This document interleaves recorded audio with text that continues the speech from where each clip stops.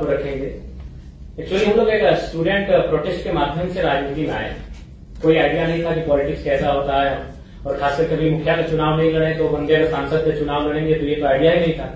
तो हमने एक स्टूडेंट का प्रोटेस्ट झारखंड में वहां आए, मीडिया के सामने अपनी बातों को रखा, मीडिया में कवरेज मिला, तो पूरे राज्य में हमारे विचारों को सर्कुलेट किया गया। उसके बाद से हर एक पंचायत वाइज प्रखंड वाइज सभाएं होने लगी और लोग हमारा डिमांड करने लगे, हमें सुनने लगे, और कभी कभी 2 बजे रात तक 4 बजे रात तक लोग सुनने लगे। तो फाइनली लगभग 1 साल पहले 18 जून को हम लोगों ने डिसाइड किया था कि हम लोग चुनाव लड़ेंगे, और चुनाव लड़ेंगे। हम लोगों ने उसके बाद 6 महीने बाद अपने पार्टी को रजिस्टर के लिए आवेदन दिया, लेकिन अभी तक हमारी पार्टी का रजिस्ट्रेशन भी नहीं हुआ।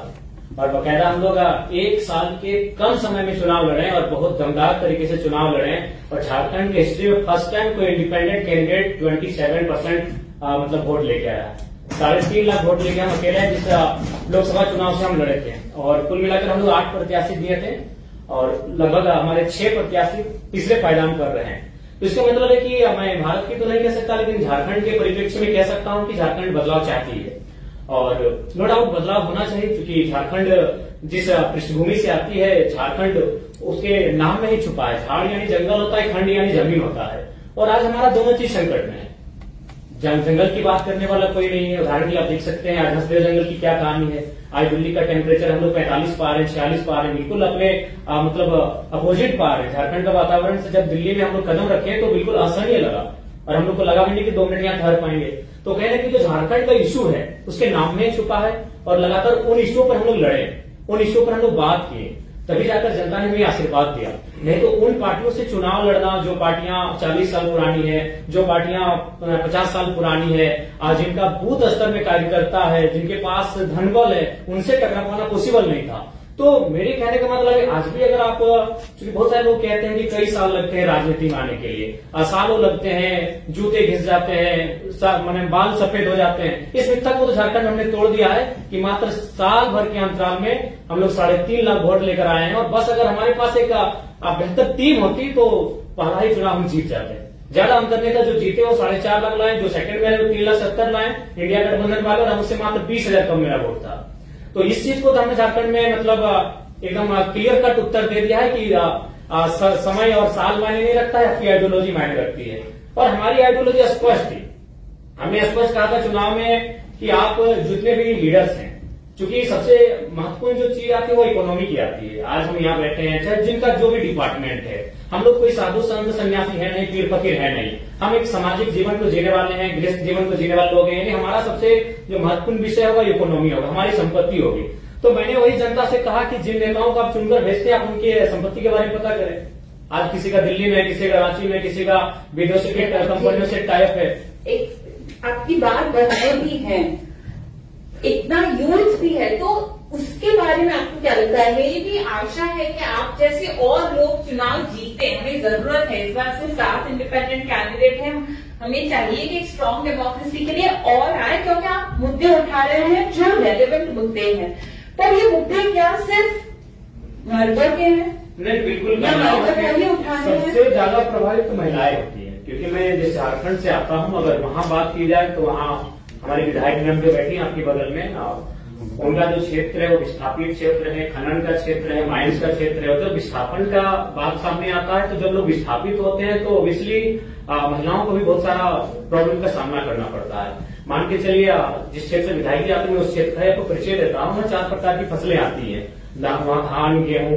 तो महिलाएं जब अगर विस्थापित ना होती, क्योंकि झारखंड में अगर बात करें तो आपको विस्थापन की बात करनी होगी, आपको माइंस की बात करनी होगी। जो लोग यहाँ बैठे हैं और इसलिए आप झारखंड को जानते हैं मिनरल्स के लिए, और नो डाउट हम लोग देते हैं 27% कोयला देते हैं, ओवरऑल 40% खरीद देते हैं।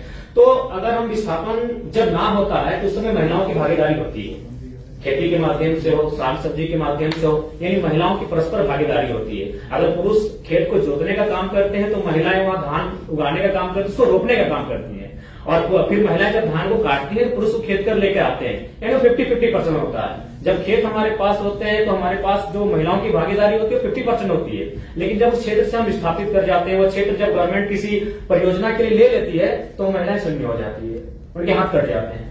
तो लाइक जब हम लोग न्यू झारखंड की बात करेंगे तो महिलाएं ऑब्वियसली बहुत भारी संख्या में होंगी, और इस चुनाव में हमारे पास जो मेरा वोट बैंक रहा 3.5 लाख, उसमें अगर रेशियो भी देखा जाए तो 60% यूथ थे, बाकी 40% महिलाएं थी। तो कहीं ना कहीं उसमें उस दिशा में हम लोग अच्छा काम किए हैं और महिलाओं को अच्छा कनेक्ट भी किए हैं, क्योंकि महिलाओं ने भी इस समस्याओं को देखा। आज अकॉर्डिंग टू कोरोना के टाइम का जो हमारे पास रिपोर्ट था, उसमें 12 लाख झारखंड के प्रवासी मजदूर मिले और उन प्रवासी मजदूर की जो पीड़ा है, महिलाओं ने भी घर बैठकर देखा कि दिवाली है, होली है या ईद है, उनके बेटे उन्हें प्रदेशों से बधाई भेजते हैं, उनके बेटे उनको विदेशों से बैठ के बधाई भेजते हैं। तो कहीं ना कहीं हमने उनको कनेक्ट किया, उन मुद्दों से महिलाओं को भी हमने कनेक्ट किया, इसलिए महिलाएं भी खुलकर आई और हमारे पक्ष में मतदान की। और हम आशा करते हैं, क्योंकि हम लोग बार बार कहें हम लोग एक लर्नर हैं और आज इस कॉन्फ्रेंस हॉल में हम लोग भी कुछ सीखने के लिए आए हैं। मैं आपको बताना चाहूंगा, मेरे गिरिडीह लोकसभा में 2261 बूथ हैं। हमको लगता है कि 1200 से 1300 बूथ में हमारा बूथ एजेंट बैठा था, 1000 बूथ में हमारा एजेंट नहीं बैठा था, और फिर भी हम लोग वोट गेन करके आए।